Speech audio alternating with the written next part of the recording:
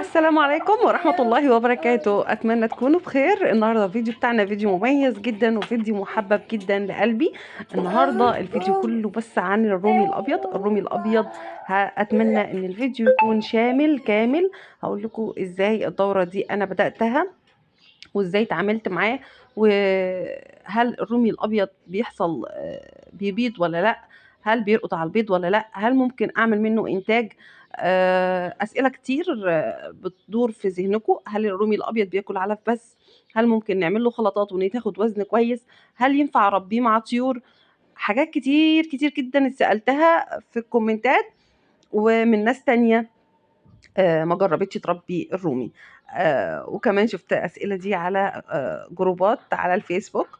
فأتمنى إن شاء الله إن الفيديو يكون وافي شافي. ولو عندكم أي استفسار أو أي سؤال عن أي حاجة تاني اكتبوا لي تحت في الكومنتات، وما تنسوناش من خالص دعاكم.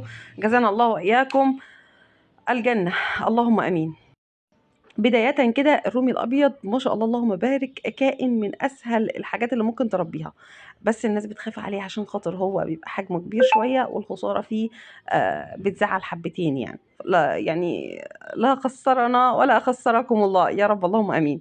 بداية الرومي ده أنا كنت جايباه عمر أسبوعين أو 10 أيام بالكتير. كان حوالي 200 جرام، واخد تحصيناته وبعد كده ابتدينا ان احنا نشتغل معاه على في تركيز 23% بروتين. وطبعا كنا ساعات بنرفع بروتين العلف ببيض او جبنه قريش زي ما حضراتكم عارفين. الكلام ده طبعا في الرومي الابيض ما شاء الله اللهم بارك بيبقى حجمه كبير، فبيبقى محتاج الكلام ده. وطبعا رفع البروتين بيخلي التحويل سرعته اعلى بكتير والحاجه تحول معاكي بسرعه. فممكن نرفع البروتين اسبوعين كمان، 3 اسابيع، كل على حسب مقدرته. ممكن كل يوم بنرفع البروتين بحته قطعه جبنه قريش او بيضه او اتنين. ممكن بيضه للطائر، ممكن نعمل لهم وجبتين. فكل واحد على حسب مقدرته. بس اللي عايزه اقوله لكم واكد عليه ودايما بقوله في كل الفيديوهات ان الطيور حصاله، هتحطي فيها هتلاقيها. يعني ما تجيش مثلا في تقولي لي انا هحط مثلا فضيه، هحط جنيه 2 3 كل يوم، هحط 5، وفي الاخر تتوقعي ان انت لما تفتحيها تلاقي الافات. لا، انت حطيتي جنيهات، اكيد هتلاقي 100 200 300 500، صح ولا لا؟ كبيرك 1000 جنيه، ده لو يعني ايه حصاله كبيره بقى. لكن انا لما ابقى بحط فيها 10 20 30 50 100، هبص الاقي ممكن الاقي 1002. لكن لو بحط فيها يعني فاهمني كل حاجة على قدها، على قد ما تديله على قد ما هتلاقيه. طيب لو احنا جايبين الرومي الابيض ده عامة مبدئيا كده عشان نبقى في الصورة، الرومي ده انا ربيته من البداية خالص مع طيور تانية. ليه؟ انا ما عنديش مكان، وفي نفس الوقت عايزة ان انا ااكل عيالي رومي، عايزة اعمل اكتفاء ذاتي. بصوا ده كده وهو كان مع الطيور قبل ما انقله.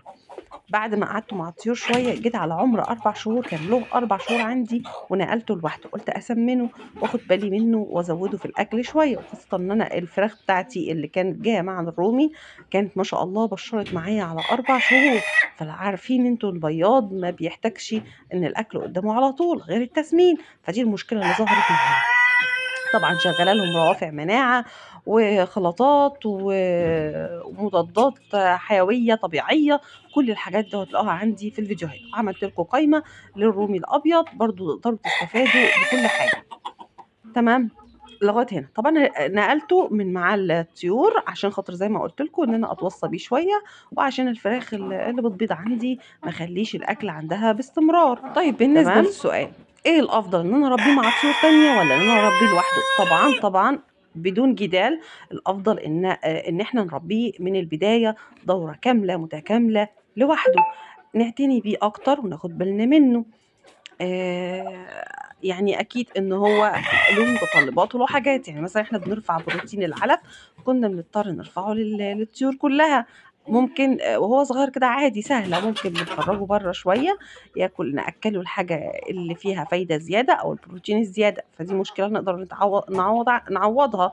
لكن لمّا يبقى مع الطيور برضه الأكل مش هيكون قدامه باستمرار. طيب هنربيه لوحده يبقى ده أفضل وهيدينا وزن عالي كمان إن شاء الله. طيب هنخلّي الأكل قدّامه 24 ساعة؟ لأ طبعًا، لازم على الأقل خالص نجوّع مرتين في اليوم، مرتين في اليوم.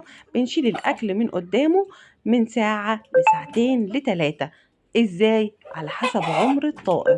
لو في الأعمار الكبيرة ممكن نشيله ساعتين أو 3 ساعات، لكن وهو صغير أول ما بنبتدي نجوع ممكن تبقى نص ساعة.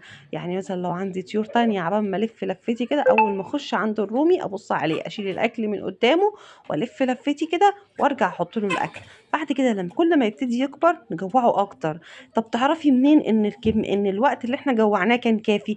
إن أنا أول ما أحط له الأكل ألاقيه عنده شهية للأكل، متهافت على الأكل. قيسوا على نفسكم كده، لما بتاكلوا الأكل بجوع غير لما بيبقى الأكل قدامكم على طول النهار بننقنق بس ما حسيتش إن حاجة لها طعم.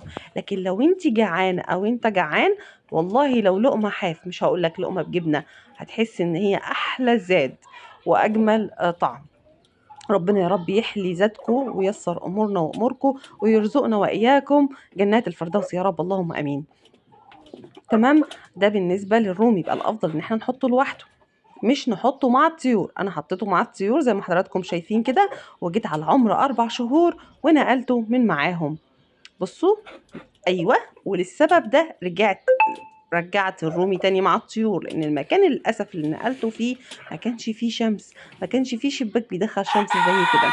وقلت الكلام ده في الفيديوهات، واللي متابع هيشوف الكلام ده، واللي مش متابع زي ما قلت لحضراتكم هعمل لكم قائمة تشغيل، او انا فعلا عملتها للرومي، وحاولت اشوف الفيديوهات اللي تخص الرومي حتى لو كان معاه طيور تانية، واجمعها في القائمة. تمام، هسيبها لكم ان شاء الله في التعليق المثبت. طيب بالنسبه للرومي بقى، لو انا جايبه وعايز اجيب اوزان عاليه، او انا جايبه بمعنى اصح تجاره فعايز اوزان عاليه، الافضل طبعا زي ما قلنا ان احنا نحطه لوحده. طب ناكله علف ولا نعمل له خلطات زي اللي بنعملها في الفيديوهات؟ لا، الافضل ان احنا نعمل له علف. ده امتى؟ في حالة ان انا لو عايزه انهي الدورة بسرعة، يعني مثلا في خلال 4 شهور او 5 شهور بالكتير. لكن لو انا عندي وقت ومش عايزه اكلف تكلفه عاليه وعايزه اوفر، يبقى ماشي نقعد الرومي من 6 7 8 شهور، ممكن 9 كمان. ليه لا؟ طالما ما جابش الوزن بتاعي، وطالما الحمد لله الطائر قدامي صحته كويسه. طب ايه الخلطات اللي هنعملها؟ طبعا عاملينها كلها بالتفصيل، ولكن نديكم موجز كده عن ايه الخلطه. لازم تكون كامله متكامله. اكتر حاجة هتوفر معانا، متوفرة كتير جدا ما شاء الله اللهم بارك، بيلفوا بيها بالعربيات او ممكن نجيبها من شونة، ما شاء الله اللهم بارك. البطاطا رخيصة جدا، متوسط للكيلو 3 جنيه، ممكن نجيب الكسر بتاعها بسعر اقل من كده كمان، ونبقى احنا برضو الكسبانين. حتى لو كل سوق مثلا هنجيب ب20 جنيه ب50 جنيه هتوفر معانا، ومش بس للرومي، ده للطيور كلها سواء كانت تسمين او بياض. طيب يبقى هنحط، طب الخلطة بتاعتنا هتكون متكونة من ايه؟ على قد ما نقدر نعمل فيها خلطة كاملة متكاملة. طبعا الرومي ما بنخلطلوش مرة واحدة، احنا اول شهر بنقعده على علف صافي بروتين 23%، وبنرفع كمان بروتين العلف في اول اسبوعين كمان الى جانب الاسبوعين اللي كان جاي فيهم، لان الرومي ده اصلا له علف تركيز بروتين 28%. طبعا في اغلبية الاماكن مش بيكون متوفر، فبنرفع بالجبنة القريش او بالبيض. طيب احنا هنحط قد ايه؟ كل واحد على حسب قدرته، وزي ما قلنا دي حصالة هتحط فيها هتلاقيها. طيب تاني شهر بروتين تركيز 21%، شهر كامل، ايوه شهر كامل، عشان خاطر الحاجة تحول معانا. وبرضو نستخدم اسلوب التجويع، ولو هنحط سقوة فيها تحصينة او حاجة نصوم. تمام. طيب الشهر اللي بعد كده بنبتدي نعمل التلت بس هو من الخلطة. التلت ده ممكن يكون ذرة على قمح على عيش، والباقي يعني ايه؟ يعني كيلو مثلا قصاده 3 كيلو، ونخلطهم على بعض ونحطهم. بعد كده اسبوع واحد بس، ونبتدي ان احنا نخلي النص علف والنص كده. بعد كده التلت علف والتلت خلطة. طيب الخلطة دي ممكن تكون عبارة عن ايه؟ يعني مثلا احنا حطينا كيلو علف، نحط عليه 2 بطاطا، كيلو ذرة. احنا دلوقتي بقى ده كده في اخر مرحله، اللي احنا وسعنا خالص ان هو العلف بقى كميه بسيطه. كيلو علف عليه 2 بطاطا، عليه كيلو تشيشه، عليه كيلو قمح، عليه كيلو عيش مدشوش اللي هو الناشف ده، ولو طري من اللي هو الطري بتاعنا اللي هو العيش البلدي بتاع الفرن اللي هو السوقي زي ما بنسميه. بنحطه بس يبات يوم او 2 عشان يفتول ويبقى ما يبقاش طري قوي. تمام. ويبقى كمان سهل في الفرك كده، نفركه للطيور بسهولة. طيب أنا لما حطيت الرومي لوحده رجع لقيت إيه؟